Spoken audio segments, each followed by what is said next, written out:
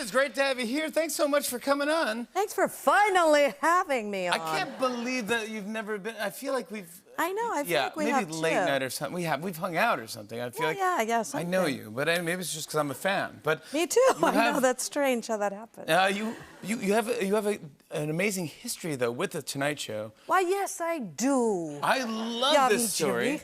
Yes. Is it who was it now? This is your grandfather? My grandfather was a comedian called Cliff Arquette, but he had a character he invented called Charlie Weaver. I mean, Charlie Weaver. I totally remember Charlie Weaver. That's Jack Paar. That's your grandfather, Cliff Arquette. Yeah. This is The Tonight Show, 1959. Yes, exactly. And this is at the Hudson Theater, but that's wild. Do you remember do you telling stories about these days? Well, my grandpa was in vaudeville, and when he was 14, he went around the country playing at speakeasies, the trumpet, and then he did live radio. He was Slap Happy Grandpappy on these like live radio comedy shows. Isn't that wild? And then he retired, but he'd created this character, Charlie Weaver, and everyone was watching the Jack Paar show because it was just this huge phenomena. And he was watching one night, and Jack said, "You know who used to crack me up? Charlie Weaver. What happened to him? What happened to Charlie Weaver?" And my grandpa had been watching, so he wrote him, typed him a letter. "I'm alive, I'm good, I'm retired. Thanks for thinking of me, I love your show." And so Jack Paar wrote him back and said, "Why don't you come on my show?" And then he became a semi-regular, and then he got Hollywood Squares, and he had this whole second career. Isn't that amazing? Yeah. I love that. Yeah. So did your parents encourage you to get into show business? No, my mom wanted to cry. She was like, "Please, please, your principal said you could be a doctor. Why are you doing this?" Your principal said something. Yeah. Yeah. But I read somewhere that you did this. You said, "I'm going to try acting. I'm going to give it a year. And if I don't do it in a year, I'm not going to do it." But what was plan B? Do you remember? I was going to be a midwife. Yeah, it was my plan B. That was your plan B? Yeah, and it's, someday maybe I'll be a midwife. Who knows? Yeah, I mean, I think acting's going pretty well for you. It is, thank you. Yeah. Thank you, Lord. But what was that year like? Would you audition and just... Yeah. Well, the thing is, I love both these ideas, but I was actually shy and scared. What if I'm a bad actress? Or I don't want to be doing this for 30 years and never get anywhere. So I'm going to give myself 1 year, because what I want more than being a midwife or being an actor is to be a brave person. So I'm going to say for 1 year, I'm going to go on this quest to be brave. So every day, since it's more frightening for me to try to be an actress, I'm going to try to be an actress every day for a year and be willing to fail. So I'd go on these auditions sometimes. I went on this audition and went so bad. And they called my agent afterwards and they were like, "She was horrible. I mean, that was the worst audition I ever saw. Oh my, what was she thinking?" And I was like, "Yeah, I'm so brave. I'm going out again. I'm doing my brave. I'm doing my year of brave." Well, I also said to them, "Excuse me, that was no part at all. It was like this dumb secretary part. She did nothing." So in the audition, I was like, "Oh, hi. Oh, Mr. Grant. Oh, I think I dropped my papers. I'm sorry." I just made her really fumbly-bumbly, and they thought that's who I was, and then I just wasn't prepared.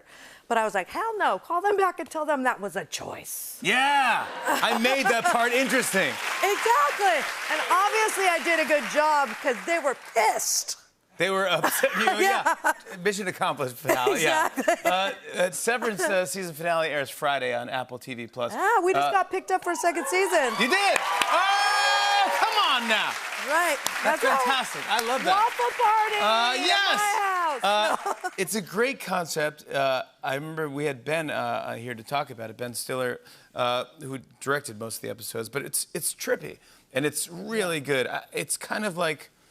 How would we describe it? It's not. It's like a dark comedy, but it's also, it's not sci-fi, but kind of is. Well, yeah, exactly. When we were shooting, I was asking him too, "What's the tone here?" Yeah. And I was like, "Is this retro sci-fi soap opera? What is this? Is this at moments it's film noir? Yeah. Then it's comedy. I mean, it was really tricky, but Ben knew the tone the whole time. You can get a thing implanted in your brain, so that when you clock into work, all you remember is your work day. And then once you clock out of work, all you remember is your outside work day. Yeah, you can't remember anything at work. When you're home, and you can't remember anything at home when you're at work. Exactly. Wow, we really explained it. Where were you when we had Ben on? I was like fumbling. That's perfect. We nailed it. Oh my God. I didn't think it was that easy to describe, but yes. And it's really good. It's beautifully shot and it's trippy. You're so great in it. I want to show a clip. Here's Patricia Arquette in Severance. Take a look at this. It's not your job to play nursemaid to every new refiner. Okay, so what is my job? Are you really asking me that? Yeah. What is it we actually do here? We serve here, you child! And until you get that through your mildewed little brain and hit quota, MDR's hallway privileges are hereby revoked. So get your little ass back to your desk and stay there until you're told to move. Yes! Come on! Hey, lady. That's how you do it! That is how you do it. I'm so happy you're here. You know, we were talking backstage, and you mentioned that there's something you want to bring awareness to, and I would like to talk about it. Thank you so much. You know, I try to follow the Center for Missing and Endangered Kids, and on my Twitter feed came up this little boy, Simji Morrison. He's 12 years old. He has no known family, no known relatives, and he went missing in Philadelphia, but because he's over 10, and they don't know he was abducted, they never put out an Amber Alert. So he went missing in Philly. He's very small. He only weighs 72 pounds. He's 5 feet tall.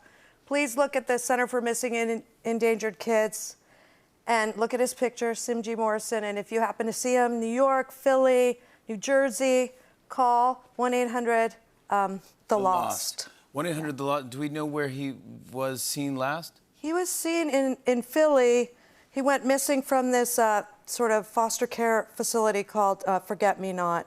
Guys, if anyone knows anything about this, call 1-800-THE LOST. And I appreciate you bringing that to our attention. Thank you. Maybe something Thank you. that'd be amazing. Yeah, please. Patricia Arquette, everyone.